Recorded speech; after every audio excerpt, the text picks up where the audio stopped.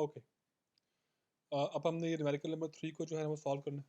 Numerical 3 जो है थोड़ा-सा जो है वो कंपैरेटिवली लास्ट जो न्यूमेरिकल हमने सॉल्व किया है, उससे थोड़ा-सा मुश्किल है।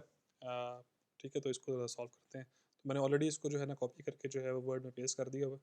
सो हमें डायरेक्टली जो है इसको सॉल्व करना है। ठीक है?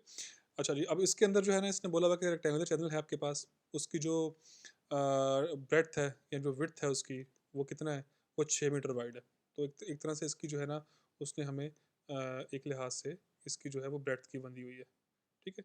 तो ब्रेड्थ को हम कैपिटल बी से हमेशा रिप्रेजेंट करते आ रहे हैं, तो ये होगी 6 मीटर। इसकी जो डेप्थ है वो इक्वल टू है 3 मीटर। ठीक है? जो मीन वेलोसिटी है वो कितनी है? वो है 1.5 मीटर पर सेकंड। ये सारा कुछ है हमारे पास गिवन डाटा।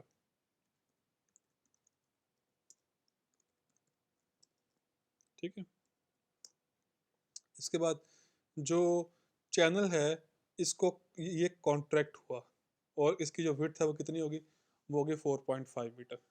यानी कि एक क्रॉस सेक्शन हमारा ये वाला है, दूसरा क्रॉस सेक्शन हमारा ये वाला है। इस क्रॉस सेक्शन के ऊपर ब्रेड्थ जो है वो 6 मीटर है, डेप्थ जो है इस क्रॉस सेक्शन के ऊपर कितनी है? 3 मीटर है और इस क्रॉस सेक्शन की वेलोसिटी कितनी है? वो 1.5 मीटर है। तो हमारे लिए बेहतरी ये है कि हम क्रॉस सेक्शन 1 के जितने पैरामीटर्स हैं, उनके सबस्क्रिप्ट में 1 डाल दें ताकि जब वो दूसरे क्रॉस सेक्शन की चीज़ें आएँ तो हम उससे जो है ना उसको डिफरेंशिएट कर सकें। तो जो इधर की डेप्थ है, जो इधर की ब्रेड्थ है, जो इधर की वेलोसिटी है, मैंने उन सब के नीचे जो है ना वो 1 लिख दिया। ठीक है? अच्छा, अब क्रॉस सेक्शन 2 की जो उसने ब्रेड्थ दी हुई है, उसको मैं कर दूँगा रिप्रेजेंट B2 से, और वो कितनी है? वो है 4.5 मीटर। तो मैंने इसको B2 जो है ना कर दिया। अब वो कहता ये है कि फाइंड द या calculate the depth and velocity in the contracted section, कि जो कॉन्ट्रैक्टेड सेक्शन है इसकी आपने डेप्थ फाइंड करनी है और इसकी आपने वेलोसिटी फाइंड करनी है। तो मैं y2 एक तरह से फाइंड करने मैंने बैठना है सबसे पहले, और इसी तरह मैंने वेलोसिटी जो है ना वो फाइंड करनी करनी है इस क्रॉस सेक्शन के ऊपर। तो जो डेप्थ है इसको मैंने y2 जो है ना बोला हुआ है, और ब्रेड्थ जो वेलोसिटी है इसको मैंने v2 बोल दिया हुआ। ये हमने फाइंड करना है। ठीक है? तो सोल्यूशन की तरफ बढ़ते हैं। सबसे पहली बात कि हमें इसके अंदर जो पानी बह रहा है, पहले हमें वो पता करवाना है कि इसके अंदर पानी जो है कितना फ्लो कर रहा है। ठीक है ना? डिस्चार्ज तो ऑब्वियसली पूरे चैनल के अंदर कांस्टेंट ही होगा, और आपने ये याद भी रखना है कि ओपन चैनल हाइड्रोलिक्स से इस कोर्स में जब तक आपको ये ना कहा जाए कि डिस्चार्ज जो है वेरी कर रहा है, तब तक पूरे चैनल के अंदर जो डिस्चार्ज की वैल्यू होगी वो आपने कांस्टेंट ही अज्यूम करनी है। तो डिस्चार्ज जो है वो क्या हो गया? डिस्चार्ज इक्वल टू होता है एरिया इंटू वेलोसिटी। हमारे पास एरिया तो गिवन जो है ना वो है, और वेलोसिटी भी गिवन है, लेकिन क्रॉस सेक्शन 1 की। लेकिन मज़े की बात ये है कि जो डिस्चार्ज क्रॉस सेक्शन 1 पे है वही डिस्चार्ज क्रॉस सेक्शन 2 पे है। ठीक है? तो हम 1 वाली चीज़ों को यूज़ करके डिस्चार्ज फाइंड कर लेते हैं आराम से। तो कितना हो गया एरिया इसका? एरिया ऑब्वियसली इक्वल टू डालना पड़ेगा मुझे। ये होगा B1 इंटू Y1। ठीक है? और साथ में जो वेलोसिटी है वो वैसे की वैसे ही आ गई। इसके अंदर आप पुटिंग करते हैं सबके अंदर। B1 की वैल्यू कितनी आ रही है? 6 आ रही है। और साथ में जो है ना वो Y1 की वैल्यू कितनी आ रही है? वो 3 आ रही है। साथ में जो वेलोसिटी की वैल्यू है कितनी आ रही है? वो आ रही है जनाब 1.5। ठीक हो गया? इसका जो सॉल्व किया तो ये आ जाती है आपके पास value, just hold on for a second.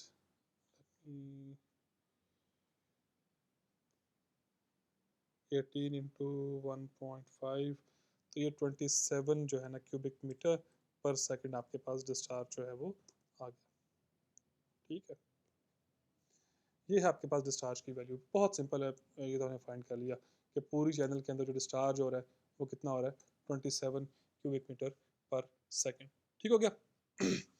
अच्छा, डिस्चार्ज की वैल्यू तो जो है ना वो सेम होती है, लेकिन जो डिस्चार्ज पर यूनिट विड्थ है ना, डिस्चार्ज पर यूनिट विड्थ जिसको हमने स्मॉल जो है ना वो क्यू से रिप्रेजेंट करते होते हैं, मैं इसको ज़रा इक्वेशन की फॉर्म में लिख दूँ क्योंकि इसमें बटे वाली बात है, तो इसको मैं इक्वेशन की फॉर्म में देता हूँ कि डिस्चार्ज पर यूनिट विड्थ जो है वो क्या होता है? वो होता है कैपिटल क्यू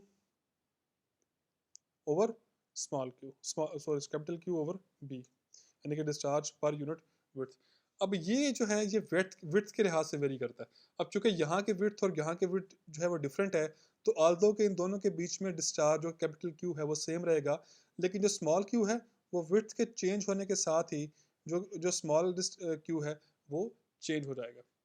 क्लियर है ये वाली बात? तो इसका मतलब ये हुआ कि जो यहाँ पे डिस्चार्ज पर यूनिट विड्थ है वो यहाँ पे डिस्चार्ज पर यूनिट विड्थ जो है ना वो नहीं होगी। ये तो हमें बात इसकी जो है ना वो बड़ी अच्छे तरीके से समझ भी आती है।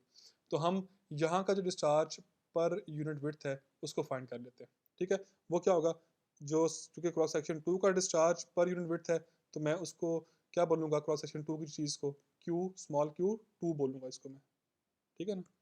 तो ये इक्वल टू होगा capital Q over breadth at section 2। ठीक है, सिंपल है ये वाला, क्योंकि वेरी करता है। अगर 1 का हो तो यहाँ पे क्या आएगा 1, और B2 की जगह क्या आएगा B1 आएगा। लेकिन चूंकि ये डिफरेंट कर रहा है, हम 2 की बात कर रहे हैं, क्रॉस 2 की बात कर रहे हैं, तो यहाँ पे जो है आपके डिस्चार्ज पर यूनिट विड्थ जो है क्या होगा कैपिटल क्यू ओवर यहाँ की जो है ब्रेड्थ। तो कैपिटल क्यू तो हमें गिवन है, ऑलरेडी हमने फाइंड किया हुआ है 27, और जो B2 की वैल्यू है वो कितनी आएगी, हमें गिवन है वो वाली B2 की वैल्यू में गिवन है, और वो कितनी है 4.5। तो ये हमारी जो वैल्यू यहाँ से आ जाएगी डिस्चार्ज पर यूनिट विड्थ की वो आती है 6। इसको मैं बेसिकली मैं अपने अपने लिए जो आप इसको वो भी और लिहाज से बोल सकते हो। ठीक है, लेकिन मैं इसको सिंप्लीफाइड तरीके से क्या बोलूँगा कि इसका जो यूनिट है वो ये वाला आएगा, मीटर स्क्वायर पर सेकंड। आप इसको क्यूबिक मीटर पर सेकंड पर मीटर भी बोल सकते हो, आपकी अपनी मर्जी है। तो ये आ गई Q2 की वैल्यू। ठीक है, यानी कि हमने डिस्चार्ज पर यूनिट विड्थ जो है वो इस एरिया का, इस जगह का हम लोगों ने फाइंड कर लिया। अब एनर्जी एट सेक्शन 1 जो है, this must be equal to energy at section 2 plus head loss, ठीक है ना। हेड लॉस को जो है ना मैं HL कर देता हूँ। ये जो है ये 2 को भी सब्सक्रिप्ट में ले गया मैं, और ये 1 को भी मैं सब्सक्रिप्ट में ले गया। ठीक है ना। लेकिन चूंकि ये भी असूल आपने याद रखना है कि जब तक आपको न्यूमेरिकल के अंदर HL की वैल्यू गिवन ना दी गई हो, तब तक आपने इस वैल्यू को जो है वो ज़ीरो ही सपोज करना है। ठीक है, यानी कि कोई हेड लॉस जो है ना, अगर यहाँ पे नहीं दिया हुआ तो हेड लॉस वो ज़ीरो है, और आपके जो भी E1 की वैल्यू है वो E2 के बराबर है। Energy at section 1 is equal to energy at section 2। Energy at section 1 जो है वो किसकी इक्वल होगी, ऑब्वियसली मैं उसको इक्वेशन की फॉर्म में लिख देता हूँ।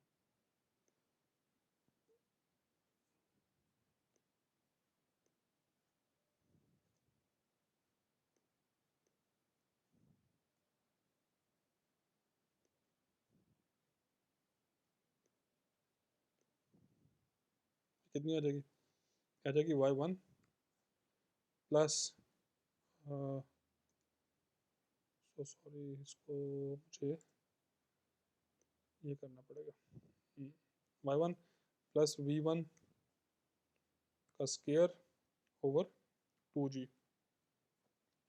ठीक है ना, और दूसरी तरफ जो है वो यही चीज़ जो है वो 2 की शेप में आ जाएगी, यानी कि क्रॉस सेक्शन 2 के लिए आ जाएगी। तो मैं इसको कॉपी करके यहीं पेस्ट कर देता हूँ, और इनकी जो सब्सक्रिप्ट है उनकी वैल्यूज़ को चेंज कर देता हूँ। ठीक हो गया। ये है जी आपकी क्रॉस सेक्शन 2 के ऊपर जो है ना वो एक लिहाज से वैल्यूज़। ठीक है, 1 और 2 के ऊपर चूँकि सेम है तो हमने इसको लिख दिया। अब हमारे पास जनाब देखिए, हमारे पास जो है ना वो V2 V1 की वैल्यू तो है, लेकिन V2 की वैल्यू हमारे पास अभी नहीं है। तो हम इसको जो है क्या करेंगे, चेंज कर देंगे। ठीक है, तो हम करते ये हैं यहाँ पे इस टाइम, क्योंकि हमारे पास ये सारी वैल्यूज़ तो गिवन है। ठीक है, इक्वेशन की ये साइड तो हमारे पास नोन है, जो ये साइड है ये हमारे पास नोन नहीं है, इसमें कुछ वैल्यूज़ जो है ना वो मिसिंग है। तो हम क्या करते हैं कि इसकी जगह मैं लिख रहा हूँ, ज़रा गौर करना कि क्या मैं इसको ऐसे लिख सकता हूँ कि क्यू स्मॉल क्यू Q2 का स्केयर ओवर जो है मैंने कर दिया इक्वेशन में जाके, हम्म, ये ये आ गया Y2 का स्केयर। ठीक है, मैंने चेंज कर दिया, मैंने V की जगह V2 स्केयर की जगह मैंने Q2 square over Y2 square लिख दिया। क्यों लिखा है, मैं इसकी रीज़न दे देता हूँ आपको ब्रैकेट के अंदर। एज फार्मूला आप लोगों ने जिनको याद है बड़ी अच्छी बात है, जिनको याद नहीं है वो लेक्चर नंबर 7 के मेरे ख्याल में 8 है शायद, उसको जाके ज़रा मैंने उसमें ड्राइव किया हुआ ये वाला फार्मूला, इसको जाके एक दफ़ा देख लें। वो फार्मूला क्या है? वो फार्मूला ये होता है कि Q is equal to sir ठीक हो गया। ये होता है बेसिकली फार्मूला जो बनता है ना इसका, वो बनता है कि जो आपका जो भी आपका Q है, वो भले Q1 है, Q2 है, जो मर्ज़ी है, सिंपल Q है, वो इक्वल टू होगा V2 ज़रा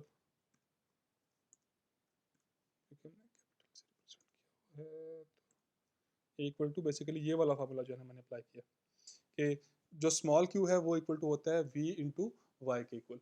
तो क्रॉस सेक्शन 2 के ऊपर जो है वो क्या होगा, Q2 is equal to V2 into Y two. मैंने V2 की जगह जो है Q square over Y two का स्केयर जो है मैंने लिख दिया। क्लियर है? ये बड़ी सिंपल सी चीज़ है क्योंकि हमारे पास Q2 की वैल्यू जो है ना वो नोन है। अब जो Y1 की वैल्यू है वो 3 है। ठीक है, मैं इसको लिखता रहता हूँ साथ में, ऐसे इसको जो है ना करना शायद आप लोगों के लिए समझना मुश्किल है, तो मैं इसको एग्जैक्टली कर देता हूँ जो कि है ये। जो Y1 है मैं इसकी जगह लिख रहा हूँ, इसकी वैल्यू 3 है। वी जो है ना 1 की वैल्यू 1.5 है।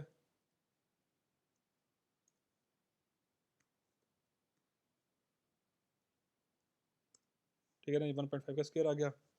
और जो 2G है इसकी जगह सॉल्व करें तो 19.6 आता है, एज लॉन्ग एज आपके यूनिट्स जो है ना मीटर के अंदर क्यों नहीं है। ठीक है ना, Y2 गिवन नहीं है, Q2 तो गिवन है हमारे पास।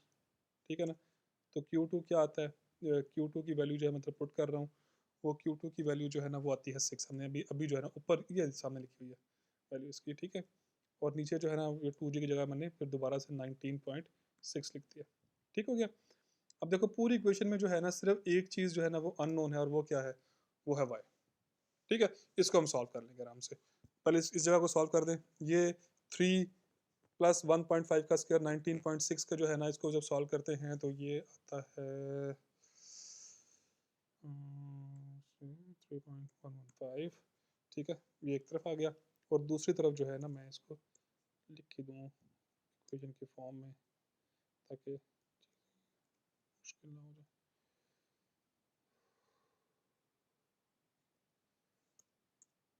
3.115 आता है इससे। ठीक है, यहाँ पे ये 36 है और नीचे जो है ना 19.6 है। जब इनको सॉल्व करेंगे तो ये आ जाएगा 1.835। ठीक है, मैंने क्या किया, मैंने सिंपल जो है ये 3 का 6 का स्क्वायर था, 19.6 है, दोनों को सॉल्व किया तो ये बन गया। अब देखो पूरी इक्वेशन में सिर्फ एक वैल्यू जो है ना वो अननोन है, और वो है वाई। अब आप क्या करोगे, अब आपने सॉल्व करना है इसको bye using hit and trial. ये आप लोगों ने मुझे, मेरा ख्याल है कि अभी तक आप लोगों ने जो है ना इसको काफ़ी हद तक जो है वो इसको पढ़ ही लिया होगा, इस वाले तरीक़ेकार को जिसको हम हिट एंड ट्रायल बोलते हैं। बड़ा सिंपल सा है, आपने पहले y2 की कोई एक वैल्यू ज़्यूम करनी है। मैं पहले 1 वैल्यू, मैं हमेशा 1 से स्टार्ट करता हूँ, आप भी इसको जो है ना 1 से स्टार्ट करो। इसकी पहले 1 वैल्यू ज़्यूम की और इस इक्वेशन के अंदर इसकी वैल्यू को 1 रखा। अब जब 1 रखोगे ना आप तो ये कितना आ जाएगा, इस साइड पे जो है पहले हिट एंड ट्रायल में आपने 1 को रखा। 1 के लिए जो है वो लेफ्ट हैंड साइड तो हाँ, लेफ्ट हैंड साइड तो वो इतनी रहनी है। जब इसको जो है अ, उस साइड पे पुट करेंगे तो वो वैल्यू आ जाएगी 2.835। मुझे कैसे पता है, बहुत सिंपल है। अब ये 1 पुट करोगे, ये 1 पुट करोगे, ये तो 1 1 रह गया, तो 1.835 के अंदर जब 1 ऐड करोगे तो 2.835 बनेगा। ठीक है, नॉट इक्वल, तो ये जो है ये आपने बोलना है कि इसकी जो है ना ये फॉल्स है, ये चीज़ ठीक नहीं है। अब 2 को पुट किया आपने, 2 के लिए पुट करोगे तो लेफ्ट हैंड साइड जो है ना वो 3.115 ही रहेगी। जब उसके अंदर आप 2 को पुट करोगे तो वैल्यू जो है वो आ जाएगी, मैं लिख देता हूँ 1.835 डिवाइड बाई 2, और इसमें फिर जो है ना वो 2 को ऐड कर दिया तो 2.9175 लिखते हैं। ये भी करीब है, आ गया उसकी निस्बत, लेकिन अभी तक जो है ना वो ठीक नहीं है। तो ये इंप्रेशन भी जो है इसका ये फॉल्स है। ठीक है ना, अब थर्ड टाइम जो है आप क्या करो, आप इसकी वैल्यू जो है ना वो कर लो 2.7। ठीक है, इस साइड की वैल्यू जो है वो तो 3.115 ही रहेगी। जब आप उस साइड पे वैल्यू उसको पुट करोगे 35 डिवाइडेड बाय 2.7 प्लस 2.7, तो ये ऑलमोस्ट जो है ना इसकी वैल्यू जो है वो ऑलमोस्ट तो खैर नहीं, लेकिन थोड़ी सी ज़्यादा हो जाएगी, 2.37 आ जाएगी इसकी वैल्यू। ठीक है, अच्छा, फिर इसके बाद जो है वैल्यू जो है, जो मैं जूम कर रहा हूँ 2.7 के बाद 2.9 पे आ जाओ ज़रा। इस साइड की 3.115 ही है, तो दूसरी साइड की वैल्यू आनी है, वो आनी है 1.835 डिवाइडेड बाय 3.37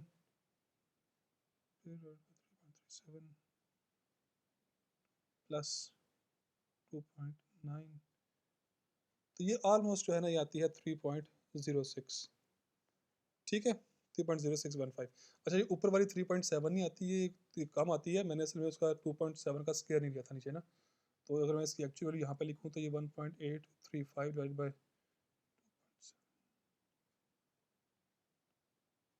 तो ये 2.95 बनती है बेसिकली। ठीक है ना, तो मैंने गलती से जो है ना वो लिख दिया 3. वो मैंने स्क्वायर नहीं लिया था।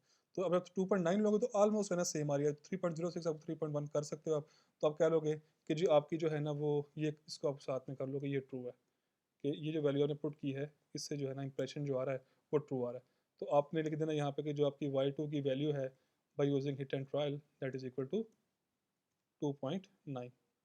ठीक है, बाकी इसका एक तरीकेकार कैलकुलेटर से भी आप जो है ना इसको सॉल्व कर सकते हो बड़े आराम से, जिन लोगों के पास अच्छे अच्छे ज़रा कैलकुलेटर हैं वो इसको तो उससे भी सॉल्व कर सकते हैं। मैं वो भी तरीकेकार बता दूंगा आप लोगों को, अगर कहोगे तो उसकी भी एक वीडियो में बना के जो है ना लगा दूंगा आपको। तो ये बेसिकली 2.9 मैंने उसी से सॉल्व किया है इसको अपने पास, तो आपको जस्ट मैं इसको मैनुअल तरीका बता रहा हूँ, लेकिन मैंने अपने पास से जो है ऑलरेडी जो है वो जब इसका आंसर निकाला था तो वो 2.9 ही आ रहा था, तो मैंने इसलिए जो है वो बेसिकली 2.7 के बाद जो है 2.9 को मैंने लिख दिया। ठीक है, तो ये इस तरीके से आपने इसको जो है वो सॉल्व करना है। या केवल y2 की वैल्यू आ गई है, अब y2 से फाइंड करना जो है v2 फाइंड करना कौन से बड़े मसले वाली बात है। हम इसी वाले जो है वो फार्मूले को यूज़ करेंगे और चेक करेंगे। ये फार्मूला है आपके पास, इसके अंदर जो है Q2 की वैल्यू आपने ऑलरेडी फाइंड की हुई है, वो कितनी आती है Q2 की वैल्यू, ऑलरेडी 6 आपने फाइंड की हुई है। y2 की वैल्यू आपने ऑलरेडी फाइंड अभी ऊपर की हुई है, वो 2.9 है। तो यहाँ से जो v2 की वैल्यू आती है that is equal to, v2 की वैल्यू जो है दैट इज इक्वल टू 6/2.9, तो ऑलमोस्ट जो है इसकी वैल्यू आती है 2.07 मीटर पर सेकेंड। ठीक है, this is how you solve this question. अब आपके पास y2 की वैल्यू भी आ गई है, v2 की वैल्यू भी आ गई है, और आपने यही इस क्वेश्चन के अंदर फाइंड करना था। आई होप कि ये क्लियर होगा। इसमें कोई न्यूमेरिकल में मसला हो मैं आपको बोर्ड नोट्स और स्टेटमेंट्स दे दूंगा, किसी किस्म का कोई इशू हो तो आपने मुझसे वो सवाल करना है। वैसे मुझे उम्मीद है कि सिवाय इस स्टेप के बाकी सारे स्टेप सिंपल है। ठीक है, E1 equal to E2 plus HL, जब तक स्टेटमेंट के अंदर कहीं पे लिखा नहीं होता कि आपका हेड लॉस जो है वो इसके बराबर है, आपने हेड लॉस को जीरो सपोज करना है। ठीक है, दैट्स इट। अब अगला जो न्यूमेरिकल है वो लास्ट है, तो मैं उसको जो है ना साथ में रिकॉर्ड करता हूँ, सो स्टे ट्यून्ड।